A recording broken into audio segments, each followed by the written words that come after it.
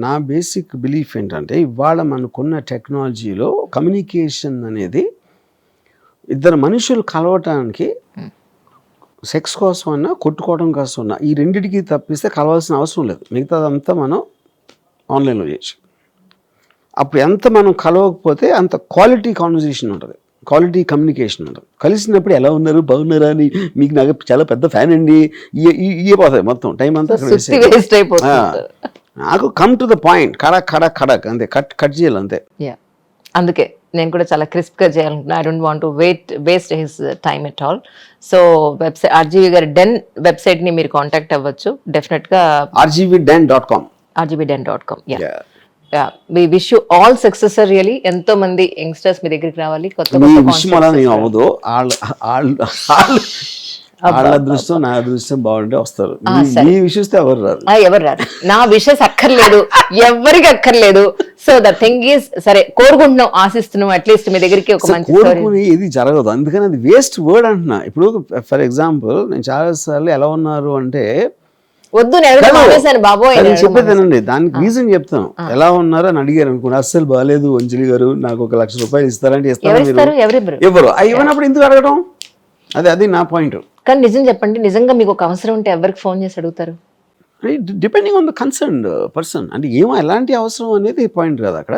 Me personal thing, anything is your personal thing. ఏముంటుంది personal thing?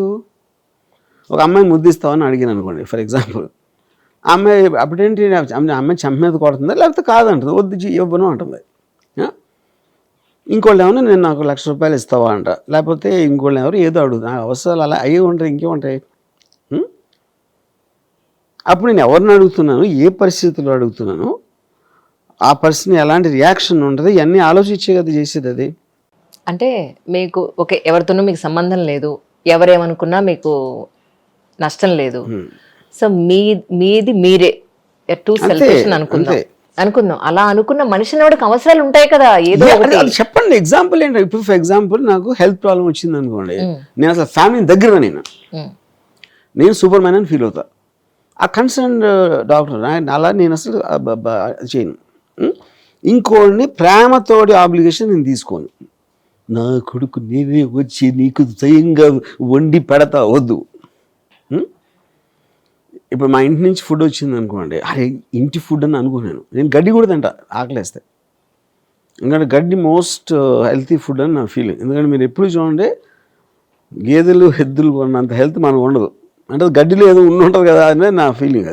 అది పశువు మన మనుషులు బాడీ టైప్ అదే కదా ఫైనల్గా. ఓకే, సో ఇప్పుడు మెడికల్ ఎక్స్పర్టీస్లోకి వెళ్ళదు. నేనేమంటున్నానంటే, నాకు నా అవసరం కోసం ఆబ్లిగేషన్కి వెళ్ళను. అప్పుడు నేను నాకున్న ఇంటెలిజెన్సా, నాకున్న వేరియస్ కెపాసిటీస్ తోటి నేను తెచ్చుకుంటాను, కానీ ఆబ్లిగేషన్ తీసుకున్నాను ఎప్పుడు. రైట్.